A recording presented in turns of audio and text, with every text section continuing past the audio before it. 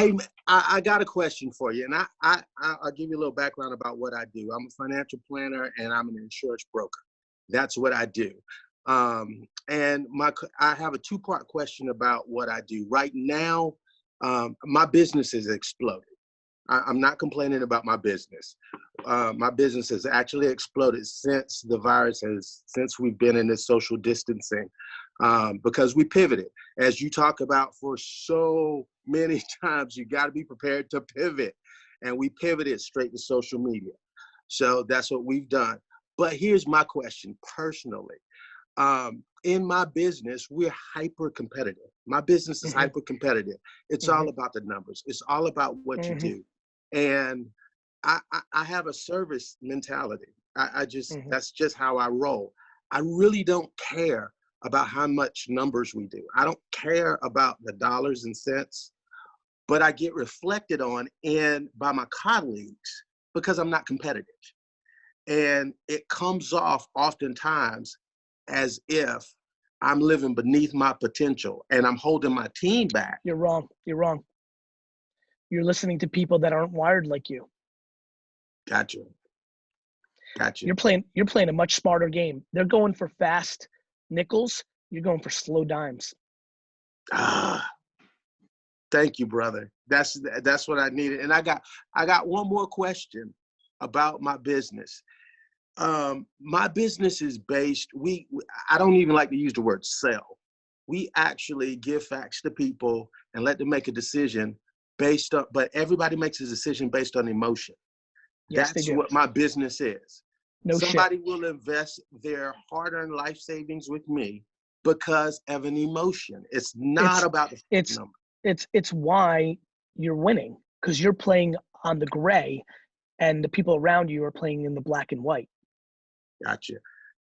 Well, here's the thing. I'm getting a lot of pushback, and a lot of my agents are coming back to me now saying, hey, if we push those emotional buttons and we push those buttons at this time, we're getting some pushback because people are saying that we're fear-mongering. And Look, I mean, when insurance by nature is fear-mongering. Okay. Yeah. You're right. It's the nature of the beast. Like people buy 90% of things people do and buy is based on fear. How do you change it? You change a couple adjectives. You say it slightly differently. You say up front, listen, I'm sorry, but that the nature of insurance is a little bit about fear. That's just the punchline. Now let me give you the facts. Right. I get a lot of, I often get people saying that I sound a lot like you because I just give the straight facts. I'm like, look, there's nobody that's leaving here alive. So if you love ever, no, you're not leaving here alive. So if you love this woman that's sitting next to you, then Gerald, on quit some real lying shit, to her. I'm trying to figure it out though. On some real shit, don't tell anybody, but I'm trying to live forever. I heard you were into cryogenics, man. I heard it, but I didn't believe it. It's not true. But the way to live forever actually is to post content for every single day at scale. Okay. That's how you actually live forever. Anyway, listen, Hey, man. I think, if I'm pitching life insurance, I'm sitting there too, and I'm looking at Mr. and Mrs. Johnson too, and I'm saying, look, you're going to die, and you probably don't want Uncle Sam to get this money. You probably want Wanda to get this money, right? I mean, it's just real talk. It's just real talk. I think that I do think it's how you deliver. I mean, look, my intuition is that you are a good salesman. You just do it differently. And I think if you feel like you might be bleeding a hair into fear mongering, it just mix it up. Listen, I've adjusted through the way I communicate. Always, I'm always ready to pivot. In 2008, when the economy was getting destroyed and everybody was worried, I loved the word hustle, right? Yeah. I loved it.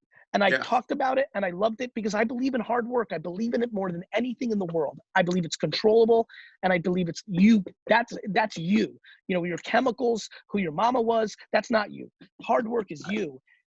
But then as things got fluffy and things got good and the world got good and everybody had enough money, all of a sudden in the culture, the word hustle became bad and it led to burnout and it led to mental unhappiness. And I was like, fuck, I need to pivot because the context changed. And now I use the word hard work a lot more than the word hustle, though I'm not scared of it, obviously. And so And so that's what you may need to do. You may need to tweak it so it doesn't feel like you're trying to scare Mr. Jones into it. You see where I'm going? Yeah, I absolutely. And so I'm living that. I'm living that around my favorite thing in the world, which is hard work. And guess what? Hard work and hustle is about to get popular again because 7 million people went for unemployment last week. Like, you know. You are right. I swear it is.